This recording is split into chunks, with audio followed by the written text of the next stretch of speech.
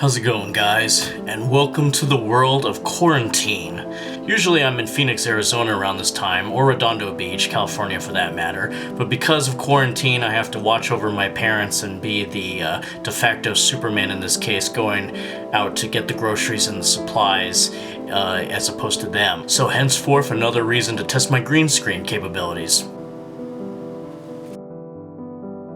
Something I wanted to talk about in this new vlog was just things on my mind about what's going on during this strange era we live in. We now have a modern version of a plague, following the bubonic plague or the Spanish flu or AIDS or SARS or Ebola. Now we have this brand new virus, a novel virus as they call it. And it's unusual that we live in a day and age where prevention of spreading this virus could have taken place far earlier, and yet here we are because people just don't know how to prepare. Humans are notoriously bad at being prepared until the very last minute. And the fact that humans have two big issues ahead of them that we have yet to evolve out of, and that is we have a very difficult time trying to understand that we can't control everything, and two, we have the worst understanding of statistics. And what I mean by our understanding of statistics is that if you were to put people in a trial, a thought exercise, where 25 people had to flip a coin, and whoever got tails, let's say they wanted to get heads, whoever got tails, you have to eliminate 12 of that 25. And then have that 12 flip the coin and then divide that in half too, and keep dividing that by half till you eventually get to 2. Second person out of the 2 will get tails, and that first person will obviously somewhere in their mind say, well, of course I was supposed to get heads. I was destined to get heads. God wanted me to get heads. Or the guy was cheating even and knew how to flip the coin in such a way where he would always get heads. But that is my point about our understanding of statistics. We don't seem to really have a grasp that at some point inevitably somebody is going to get heads out of a very large group. And that is kind of in the way, and that kind of speaks to us in the way of how, in reverse, people can get this disease. Somebody's inevitably going to get that very specific conclusion. The next thing I was thinking about was how people might be ready to snap at some point, because, and I'm not just talking about like Snapchat, I'm talking about how if people aren't being creative, they don't seem to know how to vent their frustrations. So we're getting these fleets of idiots going around trying to protest against social distancing, and they're essentially protesting against science and trying to fire Dr. Fauci, and it just makes me kind of go, come on people, don't do stupid things that are going to make the lockdowns go on longer, because you're not doing any favors by spreading the virus further. I get it if you're frustrated, we're all frustrated,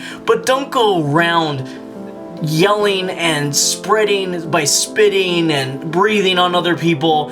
It's just, you're just an example of Darwin's theory of dog eat dog is just going to keep going on and on, because you just had to go out there and show off your stupidity rather than your intelligence of staying indoors and try not to be selfish. But you just had to be selfish in this matter to get your somehow flawed message across.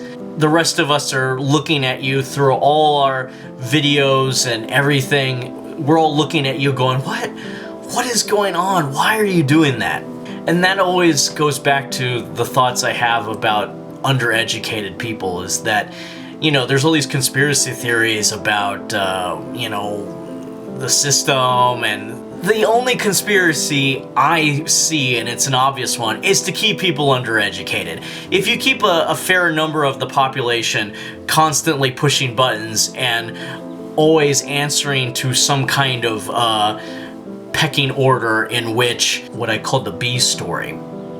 And it goes like this. When I was a little kid, I used to think, for some reason, I just had this weird notion, because I was like 4, that bees were bad, and they were bad for the flowers and the bushes and hedges and so forth. So I used to take a baseball bat, my baseball bat that my parents gave me, and I would bash the bushes for the bees to leave, and the bees would leave. And at some point I hit a bee with one of the bats and I killed it, and it was the first time I killed. So I didn't realize that those bees could actually have defended themselves and stung me had that come to it.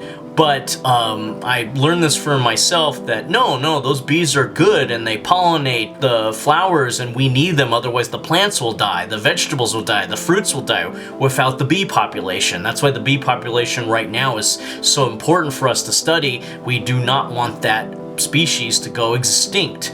So the way I look at some of these undereducated people, it doesn't matter what their political affiliation is. It's that they are trying to deny the science of what's going on. They're not realizing how dangerous this is, to be protesting the social distancing that we're all supposed to be doing.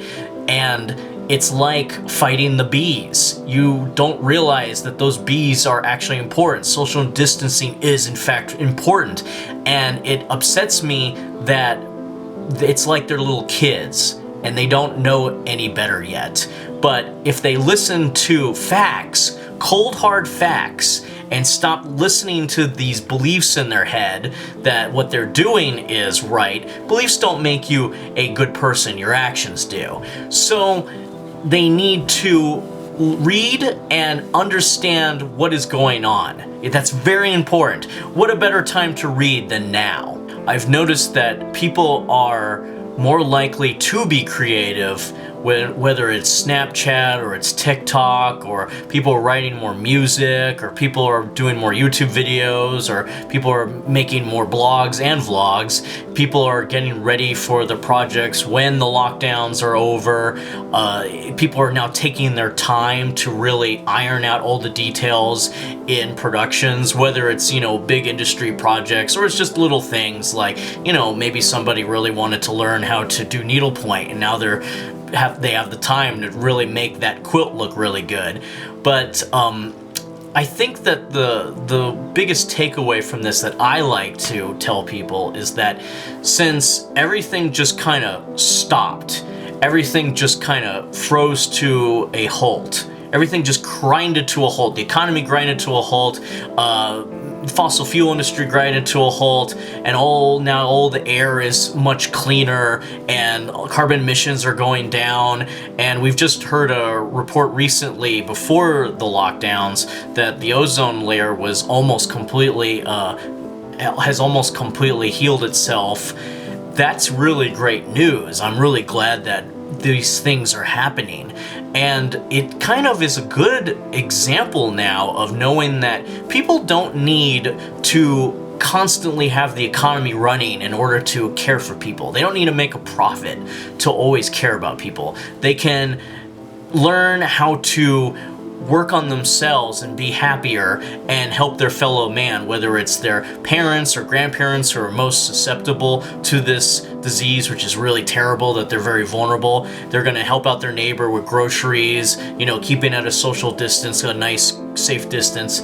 And it's cool that we now can see this in our lifetime, that these people, the human race in general, can actually work together to find a common goal, which is let's beat this virus and let's make the world safe again. That's something that I really, really appreciate, that I can see this in my lifetime. Yes, the death toll is absolutely terrible, but there's some good that we can get from this, which is me being very optimistic and hopeful, is that there's a way in which we are finding a way to beat this thing, and that is something we can all take home with us.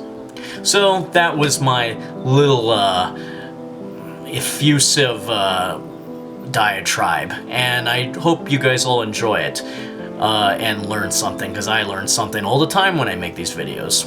So stay tuned, I will be making my next video called In Defense of Citizen Kane. That's a really clickbaity title, but as a friend of mine pointed out, it's a really great way to get people to watch videos, especially if it sounds like the movie was bad and I'm defending the movie when it was actually much better than bad, when in fact the movie is actually extremely great. It's a classic, it's a masterpiece, but I have to point out when people thought at a time it was bad.